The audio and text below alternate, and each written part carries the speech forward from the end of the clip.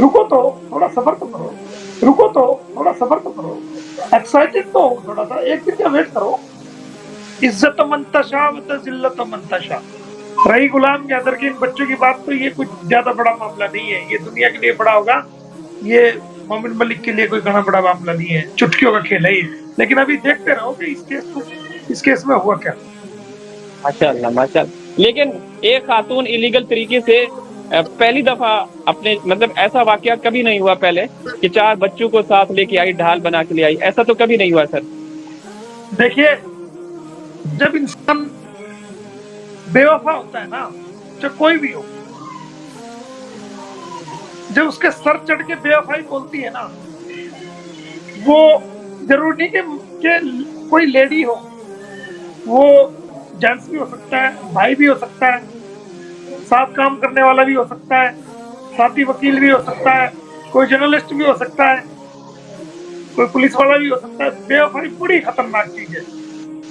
जब इंसान बेवफाई पे निकलता है ना, उसके ना अच्छों का पता होता, ना बुरों का पता होता, ना अपनों का पता होता, ना पराये का पता होता, ना सगों का पता होता, ना दूर के लोगों का, रिश्तेदारों का, उसको कुछ नहीं दिखता, वो अंधा हो जाता है,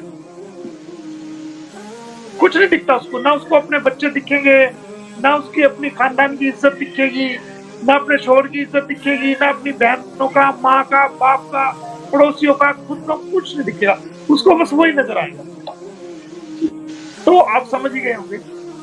लेकिन ये अगर तक ये बहुत जल्दी आपके सामने देखना क्या होने वाला है, देखना बिल्कुल बिल्कुल सर। कानूनी रूप से ही, सिर्फ कानूनी रूप से, ऐसा नहीं वैसे नहीं, हमें सिर्फ कानून के साथ देखना क्या होगा। बिल्कुल सही कह रहे हैं आप। हम भी चाहते हैं कि लीगल तरीके से ये हो। और आप जब से आए हैं, हमें इतना पता नहीं था, लेकिन जब आपका नाम सामने आया और हम लोगों ने देखा यूट्यूब के ऊपर, गूगल, तो आपके बहुत बड़े बड़े कारनामे हैं। तो हमें अब मुकम्मल तौर पे आप कह नो सकते हैं कि my dear, no my dear, ये कारनामे मेरे नहीं है। इज्जत मंतशा व जिल्लत मंतशा। इंसान की इज्जत, इंसान की को ऊपर उठाना, उसको इज्जत देना, उसको दलील करना या उसके लिए फैसले करना, ये तो कहीं और से ही होते हैं।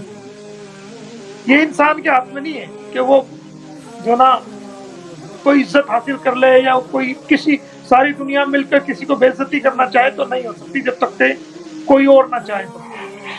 और सारी दुनिया मिलकर किसी इंसान को इज्जत देना चाहे तो इज्जत नहीं दी जा सकती। वो कुदरत ऐसी कुदरत है कि इज्जत के नक्शों में रह के जलील कर दे, और वो कुदरत ऐसी कुदरत है कि वो जिल्लत के नक्शे में रह के इज्जत दे दे। तो ये मेरा कोई कमाल नहीं है, ये तो पता नहीं किस मजलूम की दुआ लगी हुई है, जिसका मैंने साथ दिया हो, जिसका कुछ मेरे हाथ से भला हो गया हो। और मजलूम की दुआ कभी ऊपर वाला रद्द नहीं करता, कभी भी रद्द नहीं करता। ऐसी ऐसी बात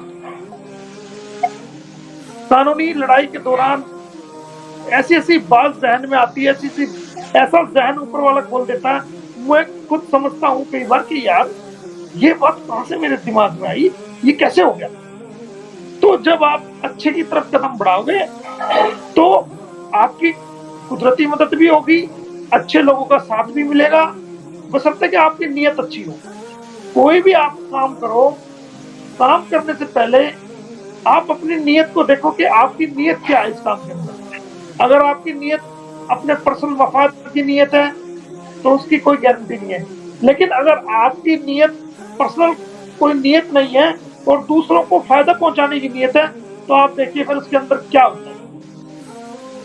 तो सर मोहम्मद मलिक साहब, इस केस के ऊपर पहले से ही आपकी नजर थी? सीमा हैदर केस, ये जो मामला चल रहा था, तो आप पहले से स्टडी कर रहे थे या अंसार बनी साहब की तरफ से आपको ये बोला कि सर?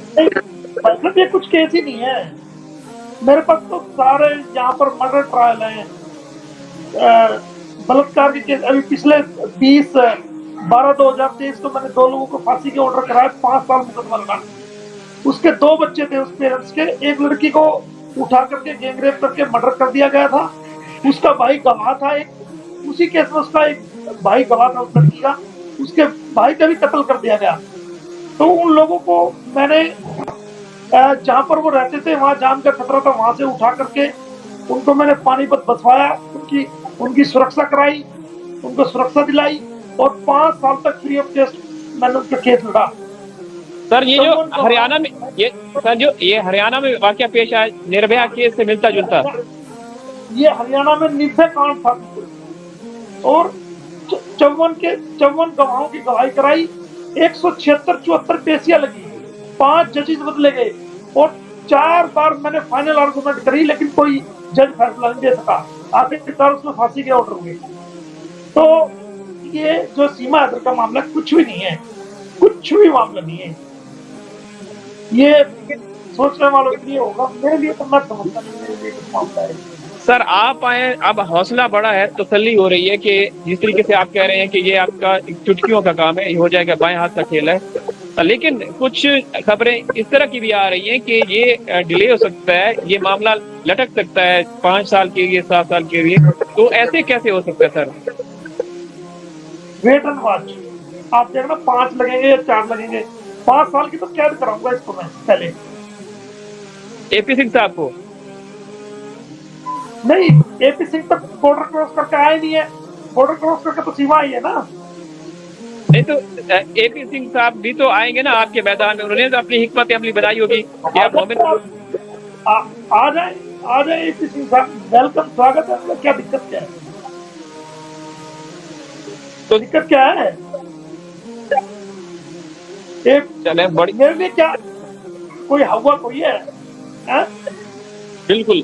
देखिए जब से एपी सिंह अपने साथ ऐसे ही 10 एपी सिंह और लिया है, मेरे को जो भी कोई फर्क नहीं पड़ता, समझ रहे हैं ना? लेकिन सर वो सर अपने साथ 10 एपी सिंह अपने साथ और ले आए, तो उनका सबका स्वागत, आ जाओ। लेकिन आपके मुकाबले में तो निकलेंगे, रुकावटें डालने की कोशिश करेंगे, जैसा कि वो मीडिया के सामने आते हैं, किस तरीके से बेबुनियाद बेतुकी की बातें करते हैं। तो उनकी तरफ से कुछ इस तरह की खबरें आई हैं कि केस को आगे। जी देखिए, जब हाइड्रा हाइड्रा जेसीबी मशीन चलती है ना, जेसीबी मशीन समझते हैं क्या होती है? जेसीबी मशीन जो जिसमें पंजा लगा होता है, उठाती है, वो क्रेन मशीन चलती है ना, जी जी हाइड्रा। जी जी क्रेन मशीन, जी जी। हाँ, जेसीबी, क्रैक, हाइड्रा जो मशीन होती है वो चलती है ना। जब वो चलती है, जितने भी रास्ते में लकड़ पत्थर और वो जितने भी मिट्टी धूल गड्ढे वड्ढे, वो सब का सफाया करती हुई चलती है, ठीक है ना? तो ये मोमिन मलिक जो है वो लीगल जेसीबी मशीन है। तो सर एक सवाल मैं, आपके देश में, आपके हिंदुस्तान में कानून क्या कहता है कि एक खातून अगर उसका पहला मियाँ उसने तलाक ना दी हो, वो शादी कर सकती है? मैं तो शुरू से ही कह रहा हूँ कि ये वो आज भी गुलाम हैदर की वाइफ है, लीगल वाइफ है। और इस मामले में देखना आप, मैं कह रहा हूँ एक दिन रुको तो सही, देख तो क्या होने वाला है। रुको तो, थोड़ा सब्र तो करो, एक्साइटेड तो हो थोड़ा सा, एक दिन का वेट करो, देखो तो सही।